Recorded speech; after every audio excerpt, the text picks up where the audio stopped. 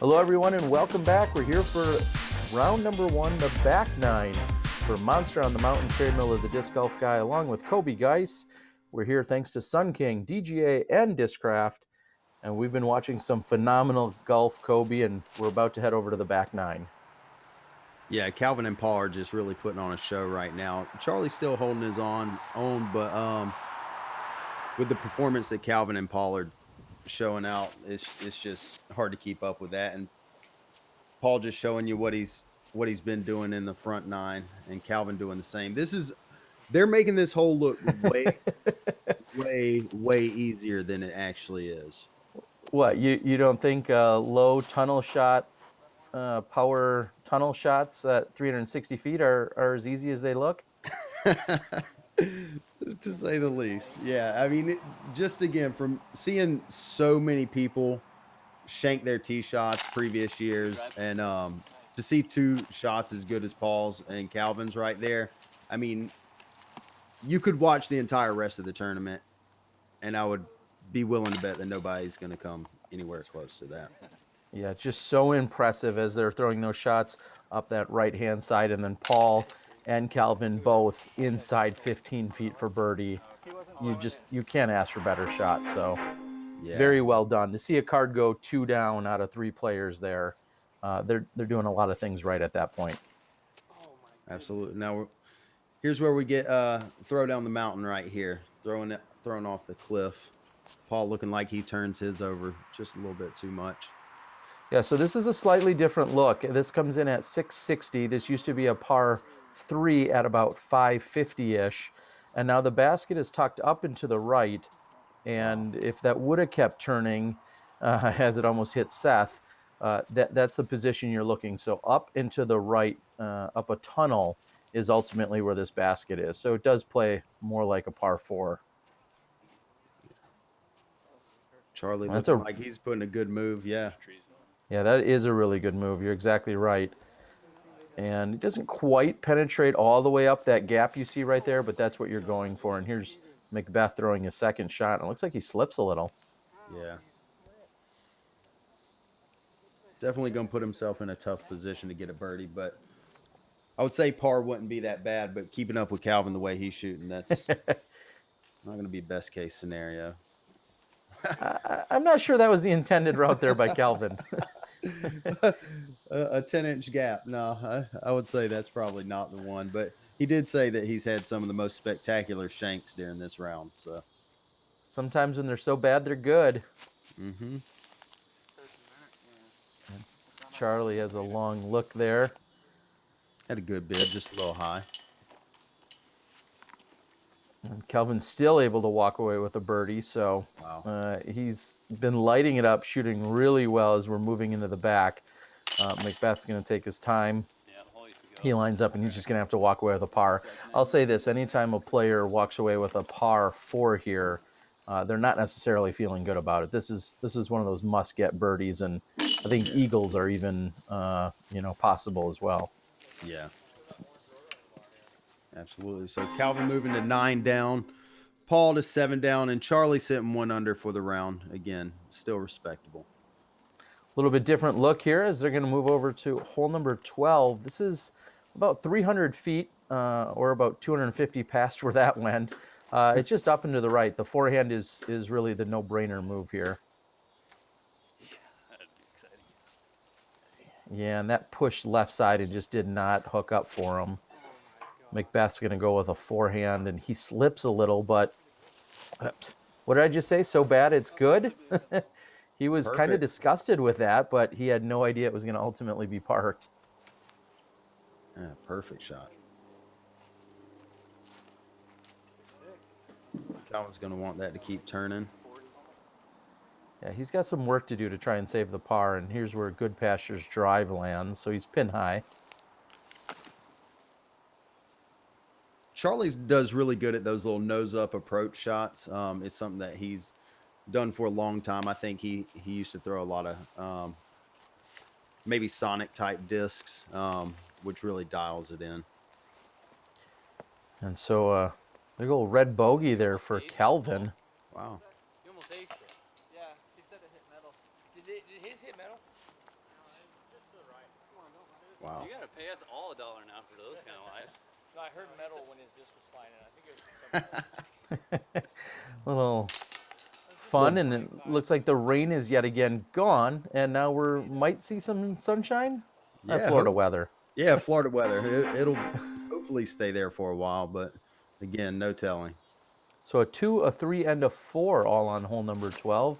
Now this is a hybrid of holes that I've seen throughout the years, but this is a par 5 playing all the way back towards the hillside that they just threw from on 2 holes ago. Okay, and it looks like that the Mando, the Homer Simpson, is still in effect. Yeah. It is. They're going to have to go to the right of Homer Simpson, you know, making it really a one-directional fairway in which they're going to have to navigate. So you just don't want to push too far left off this tee shot. You need to make it over the mound and then just not drift too far to the left. And Calvin got hung up in that sawgrass on that left side, and he's going to have to waste a shot possibly just to get out. Yeah, and that sawgrass is not fun to dig into either. That's Calvin a solid shot, though. Yeah, still has enough power to get out.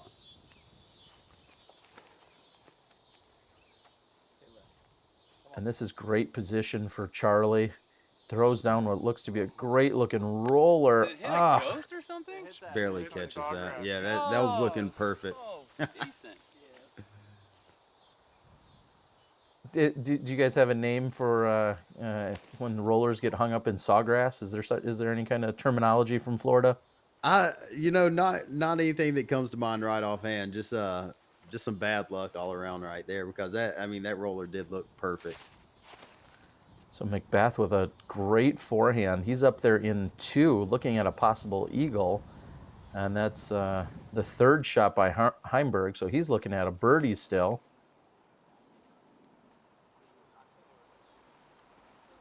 And there's some banners by one of the presenting sponsors in Discraft. Again, thanks to them and DGA, along with Mike Barnett of Sun King. This is McBeth for eagle.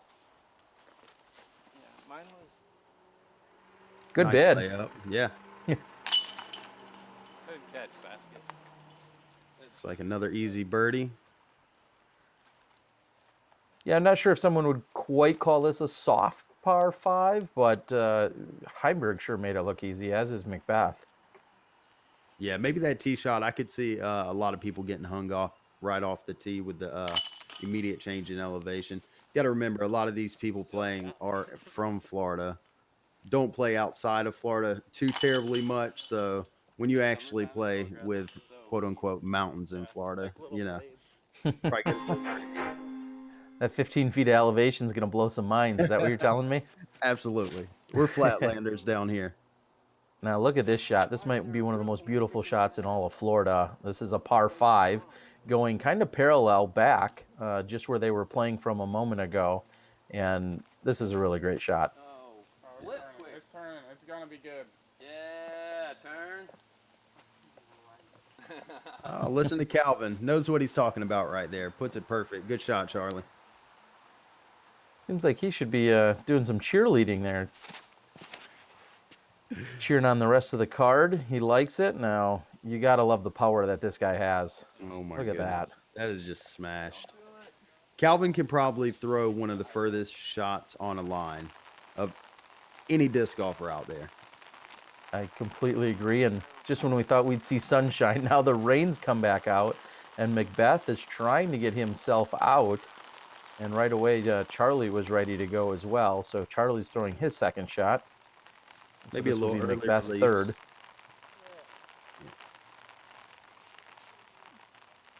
Putting it way up there on the hill.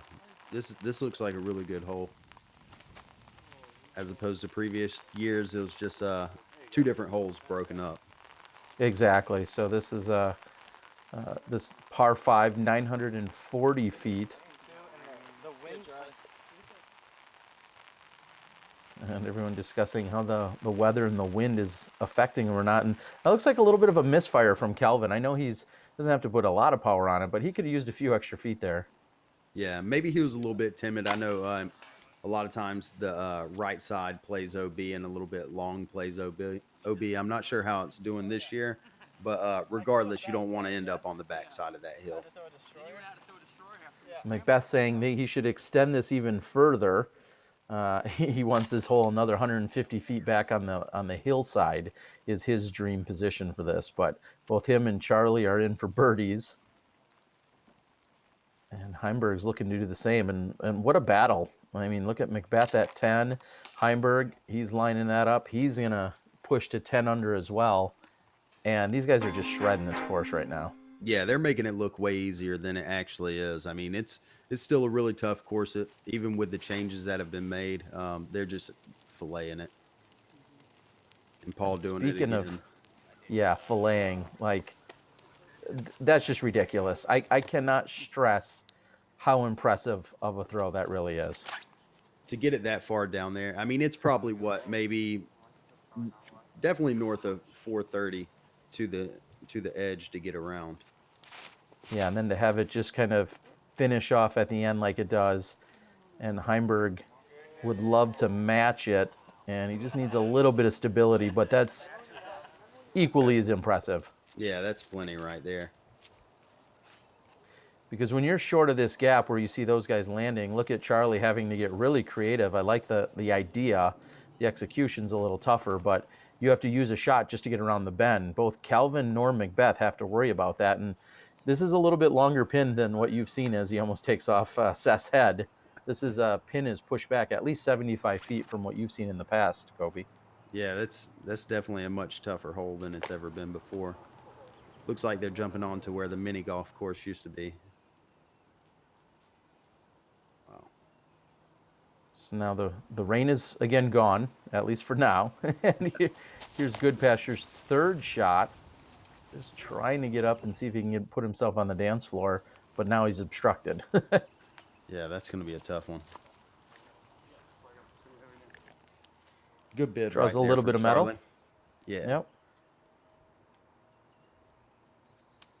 See what Calvin can do through the trees or over the trees. Okay, there we go. I guess when you're 6'7", you can just toss it right up over him. 6'7". Now, did we get a age check? I know we talked about it during the front nine. Yeah, so I think he's 23 years old, 6 months and 5 days. Okay. Something like that. Something like that. Give or take a few hours. All right, so pair of birdies and then the bogey by Goodpasture, and these guys are just still off to the races, both at 11 under. And Barnett has pushed this one back about 75 feet or so. Here's the new pin. Nice. Now this it's might no longer- actually. Yeah, go ahead. I was just gonna say it's no longer just a pitch right to the hillside. They throw right over where the short pin was, which was right there. Yeah. Which is what Kelvin makes a joke about and saying, well, I kind of parked the normal pin spot position. This might actually make this hole a little bit easier because when it's sitting at the front, a lot of people will blow past the basket, and it's a really terrifying putt when you have that hill directly behind the basket. Yeah, so Kelvin would be parked normally, but it doesn't really matter. Just toss it in from anywhere. Good putt from Calvin. Wow. Yes, move now. That's the way to do it. Charlie, a little frustrated as there's a little bit of a gallery out there, and they just picked an inopportune time to kind of reposition. But Charlie makes the putt, and When in doubt, just stay still. ultimately McBeth does as well. Running at the last Yeah. second's the worst thing you can do. Problem is they don't know how far out. That's a pro tip, guys. Listen to him. All right, just a couple holes left. We're going to move over to 17. Now, this one's a few feet longer as well. You got to pipe this one. This is a tough par 3. Yeah. I mean, that looks absolutely perfect. I mean, again, the whole left side, just past that pine on the left, is all OB. So it does get a little bit tough. And the common thing to do is people turn it over a bit much and it cut rolls out. Luckily, Calvin stayed up, didn't have to worry about it too much. And Charlie's going to be probably flirting with that out of bounds. Yeah, he does find that down the hillside, so to speak, on that left side OB. So he's going to have some work to do. Here's Heimburg with a long look at birdie, drawing metal still. Wow.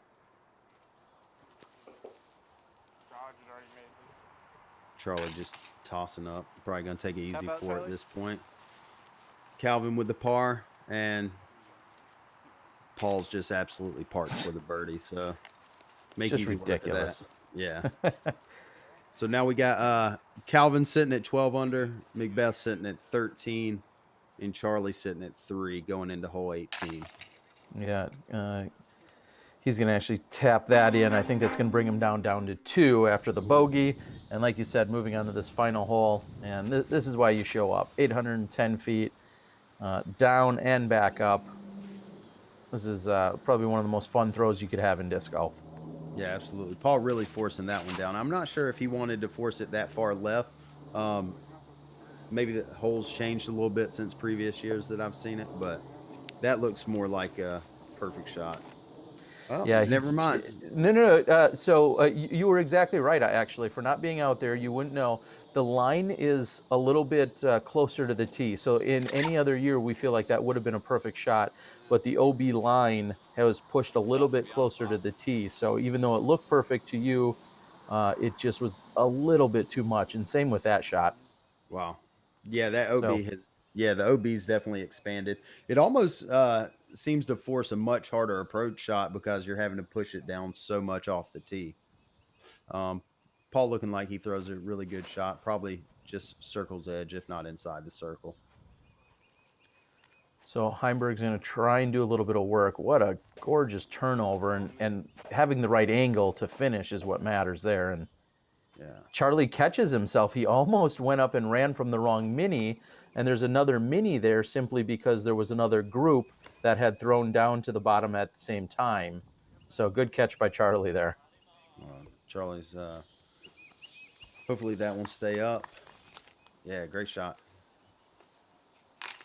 And Heimburg, what? Just from anywhere. That's doesn't just matter. Yeah, that's an amazing round put together. Yeah, so he goes OB, but then has the great approach, and then cans a huge putt to walk away with the par. And Charlie can't quite convert on the par putt. Meanwhile, McBeth has this for birdie. Yeah. A pretty terrifying putt for most people. Paul probably wasn't worried about it too much, but just got it caught up in the trees. Just said that tree was the only thing between him and that birdie look. So we're going to cut you out of here. I appreciate you joining us. Thanks to Sun King along with DGA and Discraft. Looking forward to seeing you in the next one.